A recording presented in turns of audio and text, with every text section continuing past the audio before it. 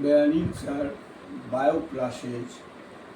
आज आपको blood pressure, रक्तचाप या रक्त दबाव, इसके बारे में बताऊंगा। पहले ये जानिए कि ब्लड प्रेशर किसे कहते हैं।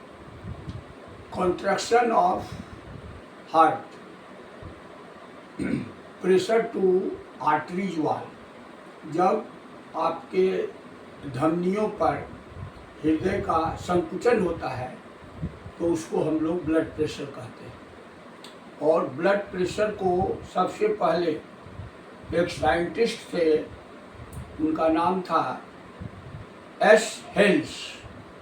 इन्होंने घोड़े पर, हॉर्स पर ब्लड प्रेशर को मापा था। कब? 1733 ईस्वी में। अब प्रेशर जो है, ये ब्लड प्रेशर जो है, ये सिस्टोलिक प्रेशर और डायस्टोलिक प्रेशर होता है। सिस्टोलिक प्रेशर कब होगा? जब construction of heart from ventricles, जब वेंट्रिकल का संकुचन होगा तो उसको सिस्टोलिक प्रेशर कहिएगा। एसपी इसको कहते हैं।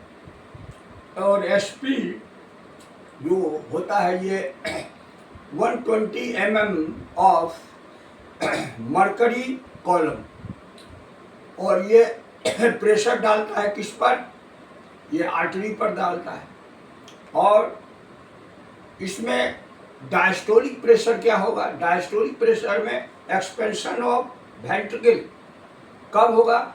When blood enters from auricle to ventricle, जब रक्त ऑर्किल से वेंट्रिकल में जाएगा तब इसका एक्सपेंशन होगा।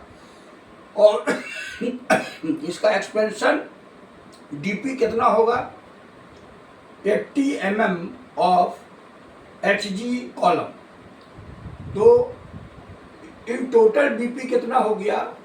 120 mm of HG by 80 mm of Hg.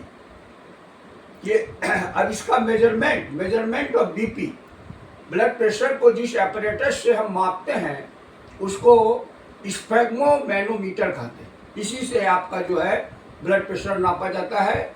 एक स्वस्थ व्यक्ति का, एडल्ट का, हेल्दी का 120/80 होना चाहिए।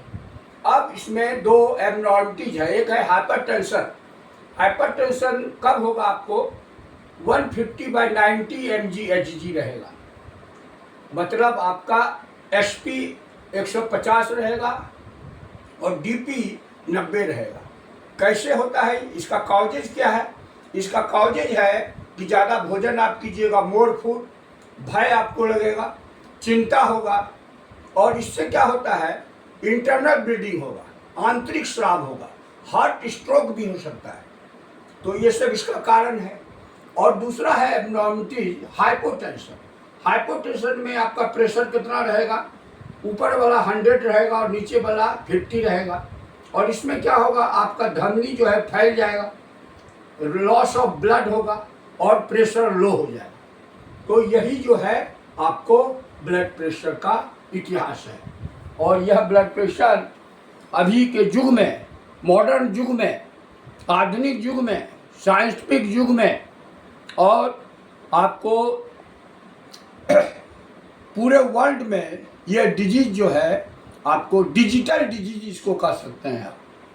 हर घर में आपको बीपी मिलेगा। छोटे बच्चों को होता है, बड़े बुजुर्ग को 60 के बाद तो होना ही होना है, लेकिन ये जो है छोटे बच्चों में भी देखा गया है। और इसका मेन कारण है स्ट्रेस।